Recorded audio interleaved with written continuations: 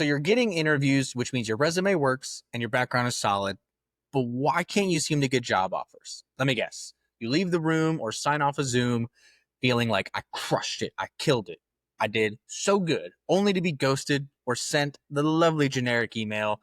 We decided to move forward with another candidate or in another direction that just feels like empty corporate speak nonsense. It's kind of like being good enough to date, but never really good enough to commit to. And so over the last few years, I've coached hundreds of professionals who have decades of experience, killer credentials, and they still couldn't close. And it typically wasn't a talent problem. It's usually a translation or storytelling problem. So in this video, we're going to fix that. So I want to review the 5 things that are tanking your interviews without you even realizing it, the value story formula to shift from competent to must hire, and the framing trick that I use myself and with clients to flip interviews into offer calls, and ultimately some at-home practice modalities, including using AI. So before we dive into those 5 things, I first want you to comment below what's the most frustrating thing that you've ever heard in a rejection email after an interview. Drop it in the comments below. Let's share some stories, have some fun. Okay, so let's dive into this first one here. You're interviewing like a technician, not a strategist. And this is going to be a relatively familiar concept if you've taken the time to really write an effective resume, which I'm assuming you have considering your landing interviews, which is one of the most common mistakes on a resume is people list what they do and the tasks that they perform, but no outcomes or no results. And this needs to be not only on the resume to help you land the interview, but then you also need to be able to dive deeper to the interview. I want you to think about this from 2 different points of view. Your resume is scanned for seconds before having an opinion and making an assumption. So there's not a lot of story there. It's a lot of just black and white, sticking to the facts. Okay. So when you then go to an interview, you now have 30 minutes to an hour, depending on how long it is and kind of what phase of the interview stage you're at is, to expend on that. And that's the intent, is to create human connection through storytelling and dive deeper. And this ties into the second piece, which is imagine that you are with your best friend or with your spouse or somebody and you're just kind of shooting the shit and exchanging stories. Imagine if the person you're with was like, "Hey man, I went to the store today." Or, "Dude, I drove down the street yesterday." And that was their story. They just said what they did. You would be like, this might be the most boring human being on the planet, right? Versus if they were like, "Hey, dude, I went to the grocery store and this crazy lady popped off at the cashier because the cashier couldn't get the lettuce to scan. She starts berating him. He chucks the head of lettuce at her. Manager has to call the police. She presses charges, right? Like, imagine that, like, those are the types of stories, right? That's what you're trying to do in the interview, is you want to be exciting. You want to be relatable. You need to expand on just, yes, I've done that task before, or, oh, I've used that technology before. You want to make sure that your stories are planting you as somebody who's a decider, who's an impact maker. Okay. And the key thing, and this parlays really, really well into the next point, is this positions you to go on offense and lead the conversation. When you can have a decently formulated story that you can then end with a question to them. And so this is going to be the second point here, which is most people play defense in interviews. They don't lead the conversation. You're waiting to be asked the right question. And this is a losing game. Just think about the statistics, right? There's this many questions that somebody can ask, right?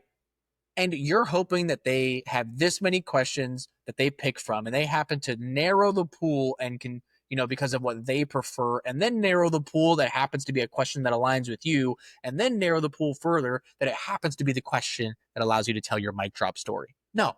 So what you want to do is you want to be able to tell your story and your result and your impact, and then follow up that story with a question about 60% of the time, where you want to dive deeper to where you say, well, is that something that the team is consistently experiencing? Is that a problem you're looking for me to solve when I initially get into this role? Whatever it might be, whatever your framing is to say, is this an existing problem? Is this going to be a measurement of my success? Is this something you need for me to come in and kind of train and help the team on or coach people to resolve this, or a project that I might lead that's going to resolve this?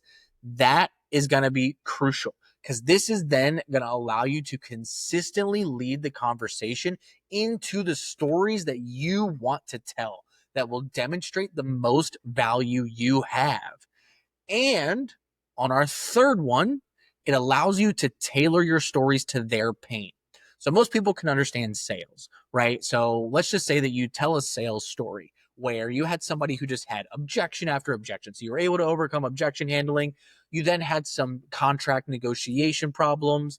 And then there was maybe some product delivery issues and then some support issues after the sale. Just throwing out some like hypotheticals here, right? So you can kind of tell a 2-minute story that kind of encompasses all four of those things.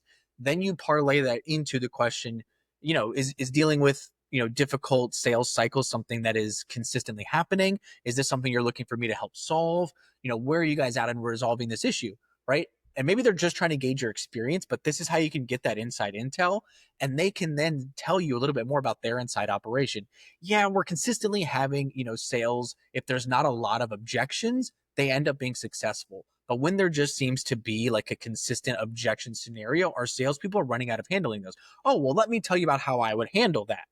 Right. And then you can tell how you have mapped out different objections and created a little playbook and not quite a script, but a framework to overcome these things. And that's what you would do in this situation. This is how you give your story that covers multiple pain points, answers their question, but sets you up to dive deeper and then double click on the part of the story or the pain point that you solve in your story to then relate it to them. Okay. Because this is the fundamental underlying thing. Like I said, we as humans, we want to relate to stories. We want to understand stories. We want to feel something and be drawn in, right? That's what you are doing here. And this leads to point number 4 of what's probably killing your interviews is you're not creating a future state of excitement with you. They need to picture you on the team, you in the strategic meetings, you making decisions, you making a difference.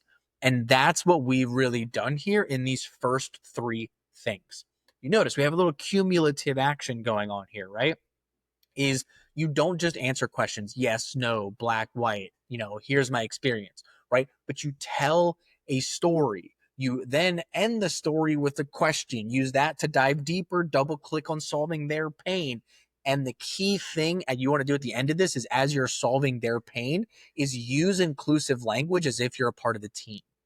Together, this is what we should be doing, right? Oh, me and the manager or me, you and I, this is what I think we should be doing on a bi-weekly basis is we should be meeting and judging and evaluating these KPIs and so on and so forth, whatever it might be, right? But you are making it to where you are already working with that person.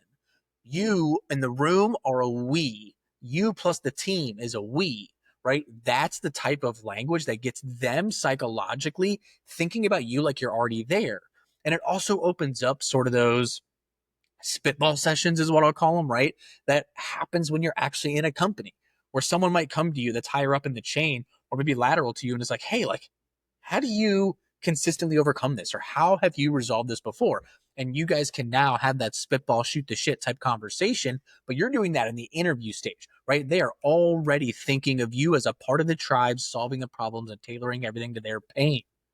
And the last thing that you want to do here, which you're kind of starting to sell in this modality of storytelling and tailoring, is most people focus so hard on their quantifiable achievements and even some qualifiable ones, but they undersell their soft power.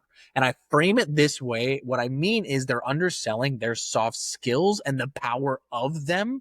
And that's why I'm just condensing it to what I call soft power is because especially in this day and age where AI, digital transformation, like I know these are kind of buzzwords, but like as we are all feeling these things encroach on our jobs and our roles and are kind of wondering when that shoe's going to drop on us, this is going to be the thing that outlasts AI for quite some time is AI automation and workflow streamlining. These are replacing the doers and the doing. Okay. But they're not necessarily replacing being calm under pressure, building trust, building client relationships, having executive level communication, business expansion, these sorts of things, right? This is all soft skills, soft power, right? Being the strategic thinker, collaborator, etc. That's what you also want to sell in this. Okay. And so that really should be sold not only through the actual demonstration of this process and our first 4 reasons why you're not getting to the offer stage, but it can also very heavily be included early on in the story. Okay. And I will demonstrate that here in a second. I just want to recap these 5 things before I start to give you the tactical fixes to these specific things. Okay. So, one is you're interviewing like a technician and not a strategist. Stop telling tasks. Make sure that you are telling outcomes. Okay. You're playing defense. You're not leading the conversation. End your story 60% of the time with the question of saying, is this something you are experiencing? Is this something you're looking for me to solve in my first 90 days? Is this going to be a measurement of success, etc.? 3, you lack value in your story that ties to their pain. That's why we double click. You then reinforce the part of your story that resolves their needed pain. And that, number 4, makes you a part of the future state of excitement where they begin to see you as a part of the team and a collaborator and a problem solver, etc. And lastly, number 5, we wrap up by making sure that throughout the entire engagement, you are selling your soft power. And so I mentioned that this can be used in the form of the storytelling. So now let's talk about how we tell these stories. What is a good framework? Okay, so most people have heard of CAR or STAR, and I want you to definitely use these. But at the end of the day, they're fancy acronyms for saying, what is the challenge you overcame? What did you do? And what was the outcome? That's it. Okay. That's why CAR is challenge, action, result, right? And then the 4th thing I want you to add in here, though, is why it matters to them. And the 5th thing that I'm going to throw in as a bonus is adding in the review. Okay. But I mentioned that in the beginning of your storytelling is where you can begin to sell your soft power even greater. So this is in that challenge stage, right? So don't just say what the problem the company or your department or whoever was encountering is. How did you come about that? How did you sell taking action? How did you communicate and collaborate with the necessary people to set up solving that challenge, right? So were you working with executive leadership? Were you working with senior leadership? Did you have to work with other departments cross-departmentally, right?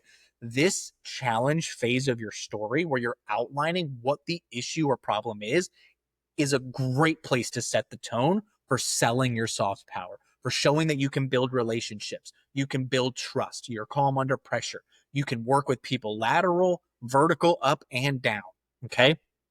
Then the action. This is simple, right? What did you do? What tools did you implement? What was your discovery process? How did you make sure that what you're doing was the right thing? So on and so forth. And then the outcome, the result.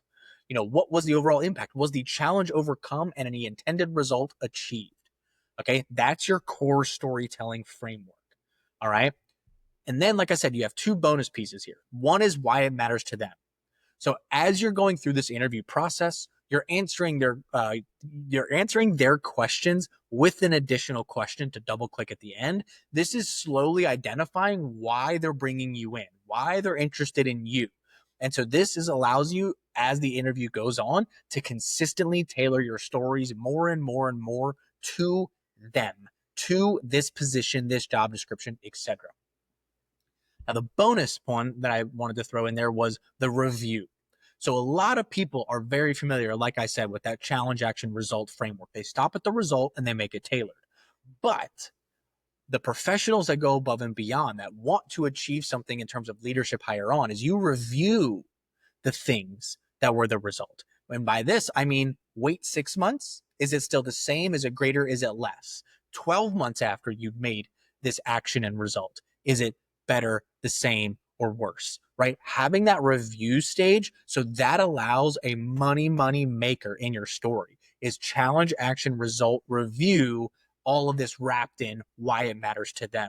Because when you show that, hey, I don't just solve problems, but I make sure that my solutions stick, that is going to go a long way.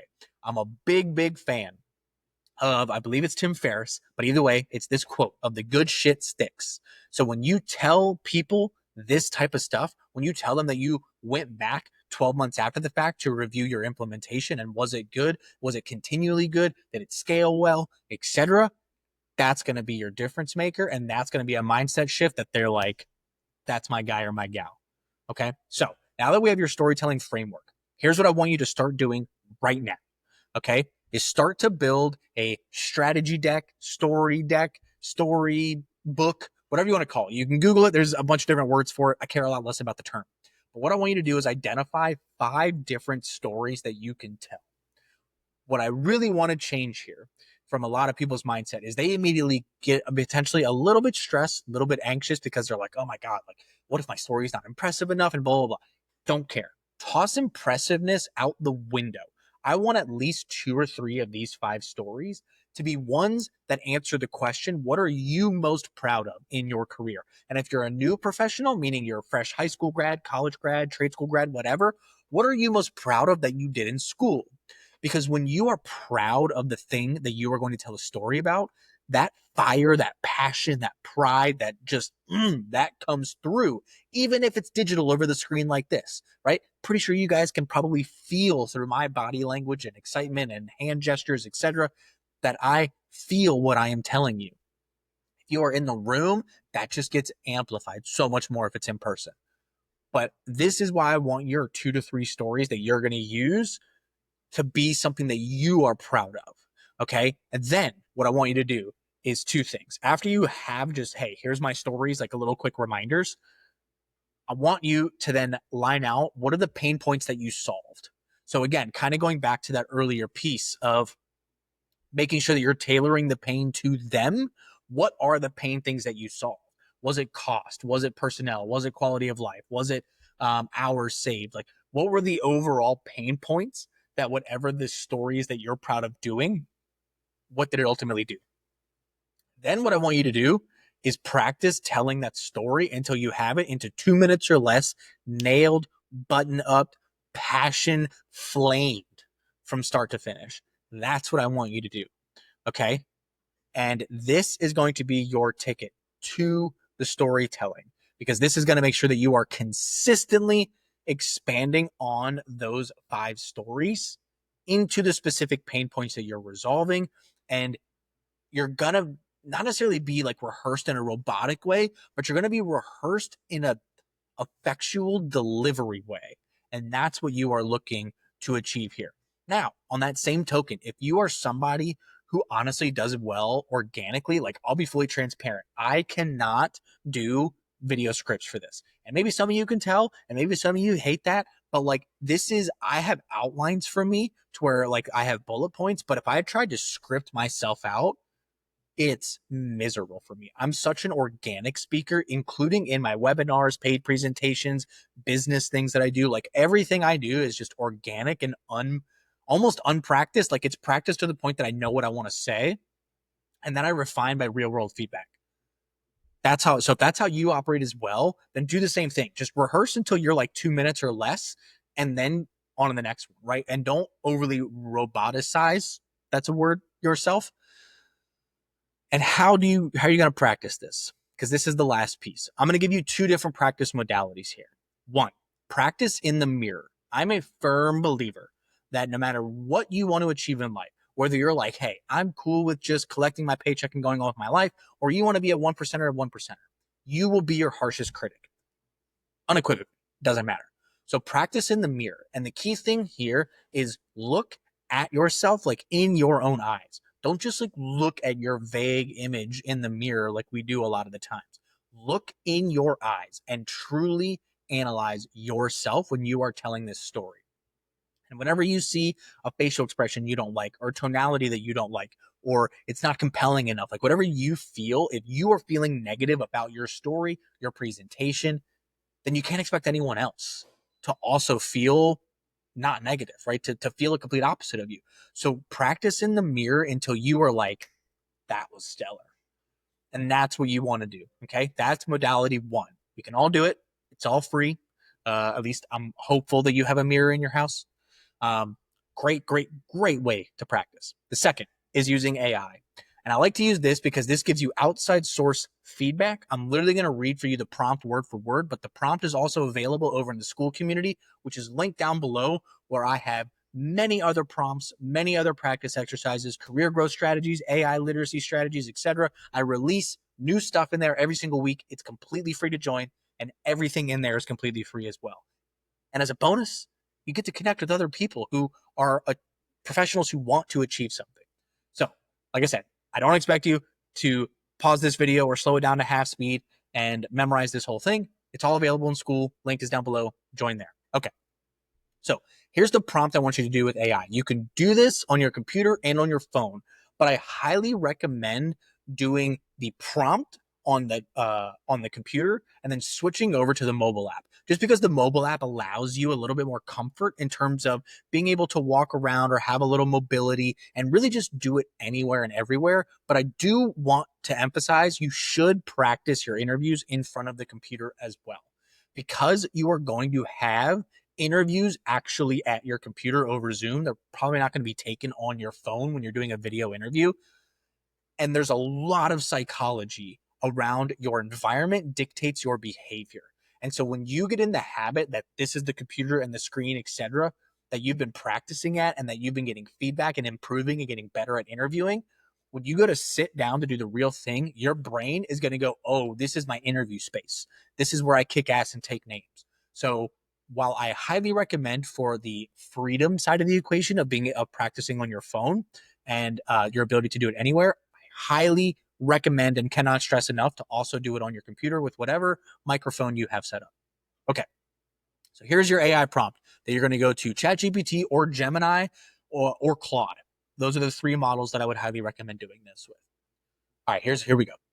You are an expert hiring manager and behavioral interview coach, simulating a real interview experience for the provided job description. Your task is to ask 10 high-impact interview questions aligned with both technical fit and cultural fit for the role. Follow-up questions are encouraged to deepen the realism and challenge the candidate's thinking, but do not count against the 10-question limit. Contextual prompting. I will provide you with the full job description and the resume that I submitted for this position. Use these documents to 1. Choose questions that directly test alignment between the role's responsibilities and my resume. 2. Include behavioral and situational questions that evaluate communication, decision-making, and adaptability. 3. Incorporate at least 2 questions focused on culture/team fit and leadership potential if applicable. Instructions. Wait until I say begin the interview to start asking questions. Once the interview begins, ask 1 question at a time. Wait for my response before continuing. After all 10 primary questions and any follow-ups, provide individual feedback for each question. Feedback should cover content accuracy and relevance to the job description, use of structured storytelling such as the STAR method, tone, confidence, and clarity, fit for the company culture and role, suggestions for improvement and reinforcement of strengths. Let me know when you're ready to begin, and I'll provide the resume and job description. Once I say begin the interview, you may start. Again, that whole prompt, if you typed it out while watching this video, more power to you.